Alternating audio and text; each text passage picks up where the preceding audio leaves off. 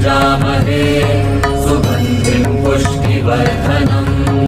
नमस्कार फ्रेंड, मैं आचार्य रेखा जैन अपने YouTube चैनल एस्ट्रो रेखा पर आपका बहुत बहुत स्वागत करती हूँ। सूर्य चले अपनी नीच राशि पे, तो देखिए जब सूर्य अपनी नीच राशि पे जाएंगे तो 12 राशियों को कुछ ना कुछ परेशानी तो अवश्य होगी। सूर्य देव जैसा कि आपको पता है 17 अक्टूबर 2021 को अपनी नीच राशि तुला में प्रवेश करने जा रहे हैं। वो वहां पर 16 नवंबर तक विराजमान रहेंगे।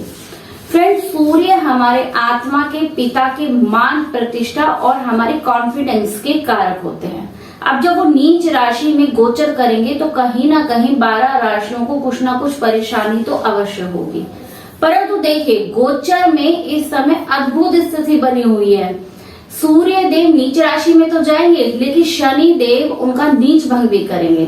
अब देखिए, मकर राशि में आपको पता है शनिदेव और गुरुदेव पहले से विराजमान है, जिसमें गुरुदेव अपनी नीच राशि में विराजमान है, परंतु शनि देव उनका भी नीच भंग कर रहे हैं। तो एक अद्भुत स्थिति गोचर में बनी हुई है। फ्रेंड, वैसे भी गोचर को देखने के अपने कुछ नियम होते हैं। गोचर को देखने से पहले हमको अपनी जन्म पत्रिका में सूर्य की प्लेसमेंट भी देखना अति आवश्यक है। यदि हमारी जन्म पत्रिका में सूर्य देव पहले से नीच के हैं या 6, 8, 12 भाव में बैठे हैं तो इस गोचर से फिर हमें अधिक परेशानी होगी। ऐसे जातकों को कुछ ज्यादा समस्याएं उत्पन्न होंगी। लेकिन यदि हमारी जन्म पत्रिका में, आपकी जन्म पत्रिका में सूर्य देव की प्लेसमेंट बहुत अच्छी है, अच्छे भावों में बैठे हुए हैं, तो कहीं ये परेशानियां इतनी नहीं होगी। थोड़ी बहुत होगी पर अधिक परेशानी नहीं होने वाली। इसके साथ साथ महादशा अंतरदशा को भी देखना अति आवश्यक है। अगर महादशा हमारी फेवर के ग्रहों की चल रही है तो फिर इतनी परेशानी नहीं होगी, और जो कहीं महादशा 6, 8, 12 के भावों की चल रही है या फिर राहु केतु इनकी महादशा चल रही है तो फिर परेशानियां कुछ अधिक होती हैं। तो चलिए फ्रेंड, अब बात करते हैं हम सूर्य के नीच राशि में जाने से 12 राशियों पर क्या प्रभाव पड़ेगा। इससे पहले यदि आपको मेरा वीडियो पसंद आता है तो उसको लाइक एंड शेयर कीजिए और मेरे चैनल को सब्सक्राइब कीजिए। तो फ्रेंड्स, सबसे पहले बात करते हैं मेष राशि की। मेष राशि के लिए सूर्य पंचमेश होके पंचम भाव के स्वामी होके सप्तम भाव में नीच राशि में गोचर करेंगे। अब देखिए, पंचमेश होके सप्तम भाव में जब गोचर करेंगे तो कहीं ना कहीं आपको सेहत से जुड़ी हुई समस्या देंगे। बड़ी आंत, जनेंद्रियां, हड्डियों से संबंधित समस्या आपको दे सकते हैं। संतान को समस्या हो सकती है या आपको संतान से कुछ समस्या हो सकती है। स्टूडेंटों के लिए ये टाइम कुछ कठिनाई भरा होगा। वो अपने आप पे कॉन्सेंट्रेट नहीं कर पाएंगे पढ़ाई के ऊपर। अगर कोई एग्जाम वगैरह आप दे रहे हैं तो वो स्टूडेंट सवाल के आते हुए भी उसका गलत जवाब लिख देंगे, जिससे कहीं ना कहीं उनको परेशानी होगी। प्रेम संबंधों में तल्खी उत्पन्न हो सकती है। जीवन साथी के साथ संबंधों में कुछ कटुता आ सकती है। जीवन साथी का स्वभाव कुछ चिड़चिड़ा बन सकता है।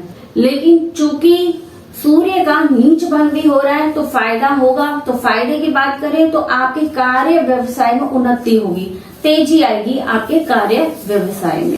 फ्रेंड्स, अब बात करते हैं वृष राशि की। वृष राशि के लिए सूर्य देव 4th हाउस के स्वामी होकर आपके 6th हाउस में नीच राशि में गोचर कर रहे हैं। अब 4th हाउस के स्वामी जब 6th हाउस में आएंगे तो कहीं ना कहीं आपको सेहत संबंधी समस्याएं देंगे। आपको आंखों से संबंधित, लीवर से संबंधित, हड्डियों का दर्द, कमर का दर्द, इस प्रकार की आपको परेशानियां प्रदान कर सकते हैं। जब ये 4th हाउस के स्वामी होकर 6th हाउस में आएंगे तो इस समय यदि आप कोई नया सामान, नई साज सज्जा की वस्तु या फिर कोई नई गाड़ी या मकान कोई खरीदते हैं तो काफी सोच समझ के खरीदें। मैं तो कहूंगी इसको कुछ समय के लिए टाल दें, क्योंकि हो सकता है बाद में आप अपने आप को ठगा हुआ महसूस करें। किसी से फालतू उलझे नहीं। सरकारी कार्य यदि कोई काम है तो उसमें आप बच के चले। हो सकता है कोई आपसे गलती हो जाए और आप परेशानियों में पड़ जाएं। लेकिन अगर हम फायदे की बात करते हैं वृष राशि वालों के लिए, तो आपका यदि कोई कोर्ट केस चल रहा था तो उससे काफी लंबे समय से कोई कोर्ट केस था और आप उसको खत्म करना चाहते हैं, तो हो सकता है कि इस समय अगर आप समझौता करने चाहें तो समझौते से आप उसको खत्म कर सकते हैं। या फिर ऐसा भी हो सकता है कि कोर्ट केस में आपके पक्ष की एक लहर बन जाए। फ्रेंड्स, अब बात करते हैं हम मिथुन राशि की। मिथुन राशि के लिए सूर्यदेव 3rd हाउस के स्वामी होकर आपके 5th हाउस में नीच राशि में गोचर कर रहे हैं। तो जब 3rd हाउस के स्वामी ये नीच राशि में 5th हाउस में गोचर करेंगे तो कहीं ना कहीं आपको संतान से समस्या आ सकती है, या फिर प्रेम संबंधों में आपको धोखा मिल सकता है। साथ ही साथ भाई बहनों से कुछ विरोध होगा, आपको थोड़ा बचने की आवश्यकता है। इस समय आप बच के चले, फालतू में किसी से उलझे नहीं। साथ ही साथ कोई नया काम तो बिल्कुल भी शुरू ना करें। मिथुन राशि के जातकों, इस समय आपको पेट या आंखों से संबंधित कोई समस्या हो सकती है। यात्राओं को टालने की कोशिश करें, हो सके तो इस समय के लिए कुछ यात्राएं जब तक सूर्य आपके 7वें, जब तक सूर्य नीच राशि में, तब तक हो सके आप यात्राओं से बचें, उनको टालें, नहीं तो आपको यात्राओं से कुछ ना कुछ नुकसान होने की संभावना दिखाई देती है। डरिए नहीं, वीडियो के अंत में जो मैं आपको उपाय बताऊंगी वो आप उपाय करते रहिए, अशुभ प्रभावों में कुछ ना कुछ कमी अवश्य हो। फ्रेंड्स, अब बात करते हैं हम कर्क राशि की। कर्क राशि के लिए सूर्यदेव 2nd भाव के स्वामी होकर आपके 4th हाउस में नीच राशि में गोचर कर रहे हैं। तो फ्रेंड्स, कहीं ना कहीं धन का अपव्यय होता हुआ दिखाई दे रहा है। इस समय माता पिता की सेहत का ध्यान रखें, उनसे आपका कुछ मनमुटाव भी हो सकता है। पारिवारिक स्थिति की देखें तो परिवार में कुछ कुटुंबी जनों से कुछ आपका अलगाव हो सकता है। उसका कारण कहीं ना कहीं आपकी स्वयं की वाणी रहेगी, इसलिए अपने वाणी पे आप कंट्रोल रखना अति आवश्यक है। कार्य व्यापार में थोड़ी बहुत रुकावट हो सकती है। स्थान परिवर्तन का योग है, ट्रांसफर हो सकता है। लेकिन यदि हम इस गोचर के कुछ फायदे की बात करें, अब सूर्य देव का नीच भंग भी शनि देव कर रहे हैं, तो प्रत्येक राशि को कुछ ना कुछ फायदा अवश्य होगा।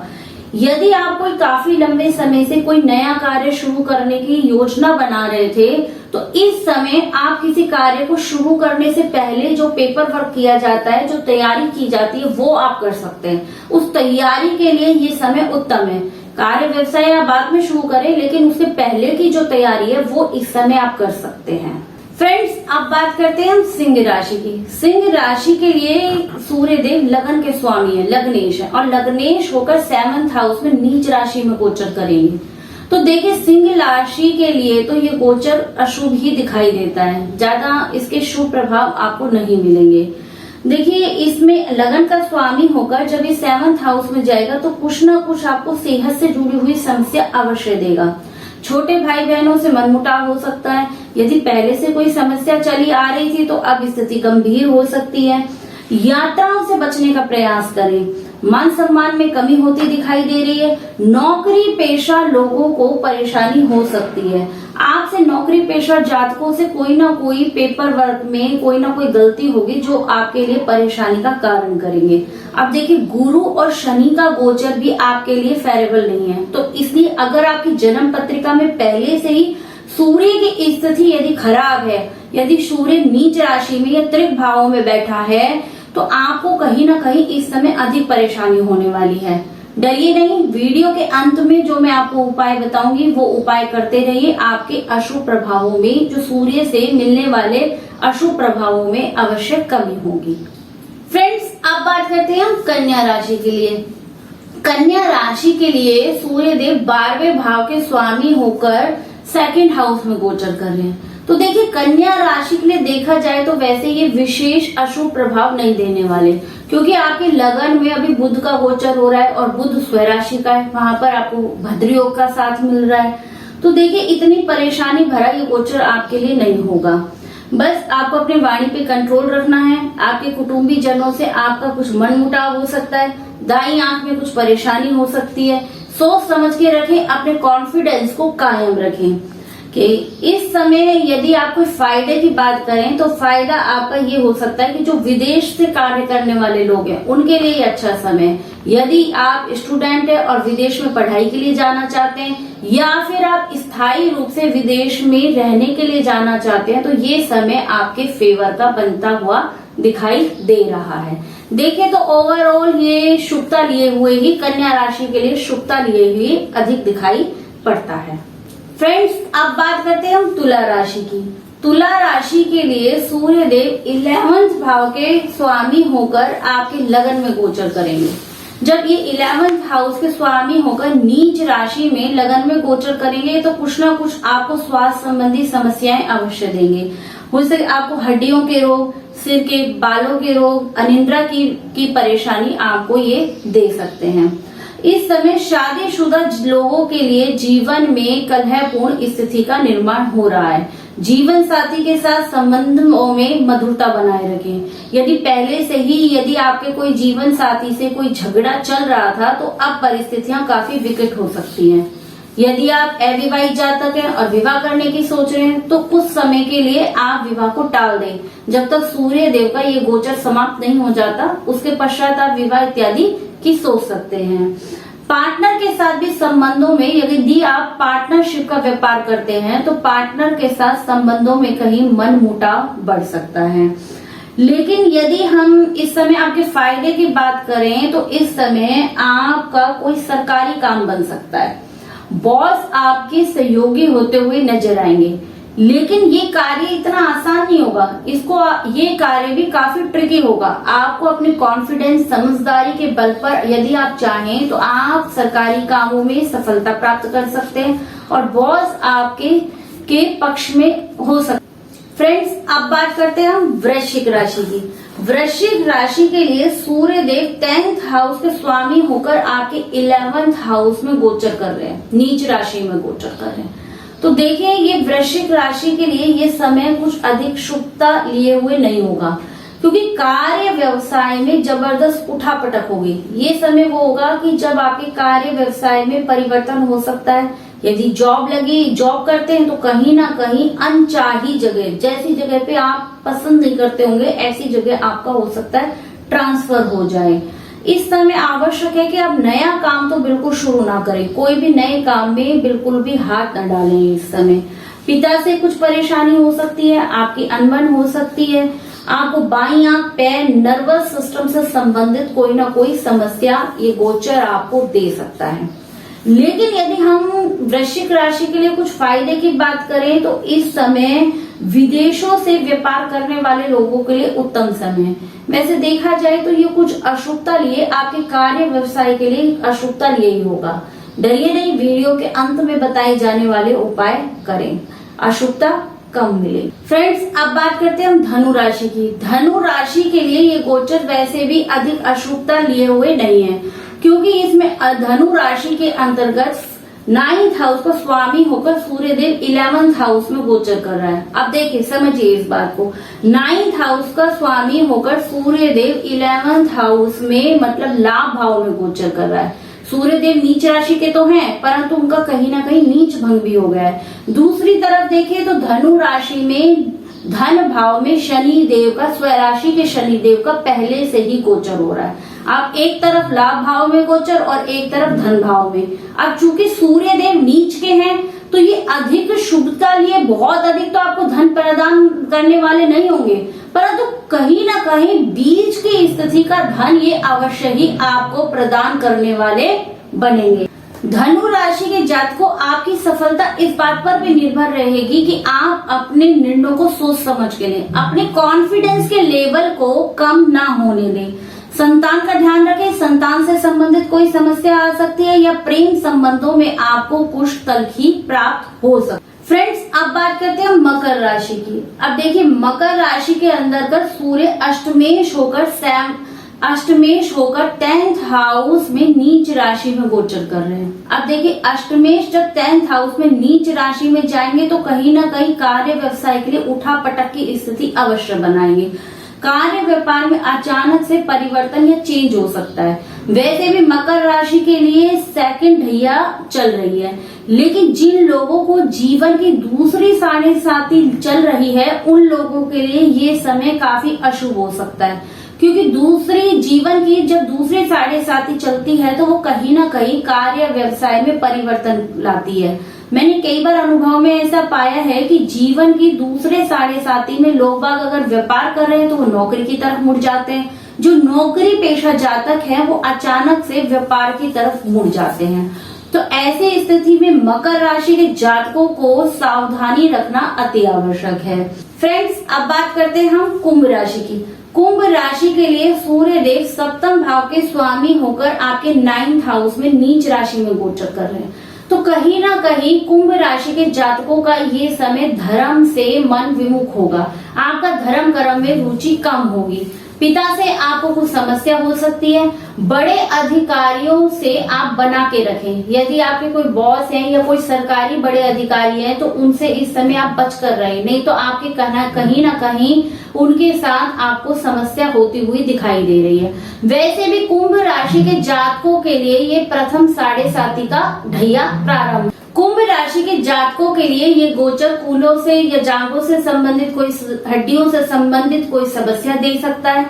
और यदि हम फायदे की बात करें तो कुंभ राशि के जातक इस समय कोई अगर नया कार्य व्यवसाय शुरू करना चाहते थे तो ये उनके लिए उत्तम समय है। यदि नौकरी पेशा जातकों को काफी लंबे समय से किसी को नौकरी नहीं मिल रही थी और वो नौकरी ढूंढ रहे थे तो इस समय आपको नौकरी मिलने में सफलता अवश्य प्राप्त होगी। उपाय करते रहिए, डरिए। फ्रेंड्स, अब बात करते हैं मीन राशि की। मीन राशि के लिए सूर्य देव 6th हाउस के स्वामी होकर 8th हाउस में गोचर कर रहे हैं। तो मीन राशि के लिए ये स्थिति अधिक अशुभ दिखाई नहीं देती है। अब देखिए, एक रोग भाव का स्वामी दूसरे रोग भाव में चला गया तो कहीं ना कहीं आपको विपरीत राजयोग का फायदा मिलने वाला है। अब एक राजयोग, पहले सूर्य देव का इस गोचर से नीच भंग राजयोग का फायदा मिल रहा था, अब आपको दूसरा राजयोग विपरीत राजयोग का भी फायदा आपको मिलने वाला है। तो ये समय आपके लिए अधिक अशुभता लिए हुए दिखाई नहीं पड़ता है। परंतु मीन राशि के जातक को इस समय आपको निर्णय काफी सोच समझ के लेने हैं, क्योंकि अगले साल मीन राशि के ऊपर भी शनि की 7.5 प्रारंभ होने वाली है। तो इस समय जो आप निर्णय लेंगे उसका आपको परिणाम नेक्स्ट ईयर देखने को मिलेगा। इस समय मीन राशि के जातक जो मेडिकल से संबंधित, वकील या इंश्योरेंस इत्यादि का कार्य कर रहे थे, ऐसे जातकों के लिए काफी शुभ समय होने वाला है। यदि आप कोई लंबी बीमारी से काफी लंबे समय से परेशान था तो ये गोचर कहीं ना कहीं आपको कुछ रिलीफ अवश्य प्रदान करेगा। वाहन इत्यादि सोच समझ के चलाएं, कुछ चोट चपेट इत्यादि की घटना हो सकती है और वीडियो के अंत में बताए गए उपाय करते रहें। फ्रेंड्स, अब बात करते हैं हम उपायों की। फ्रेंड्स, पिता का सम्मान करें, साथ ही साथ सूर्य देव को, उगते हुए सूर्य देव को सुबह के समय रोली मिलाकर जल का अर्घ दें। उसको करने से आपको सूर्य के गोचर के अशुभ प्रभाव में कमी होगी। फ्रेंड्स, आदित्य हृदय स्तोत्र का नियमित रूप से पाठ करें। अगर आप रोजाना सुबह आदित्य हृदय स्तोत्र का पाठ नहीं कर सकते तो कम से कम रविवार की सुबह प्रातः काल तो इसका पाठ अवश्य करें।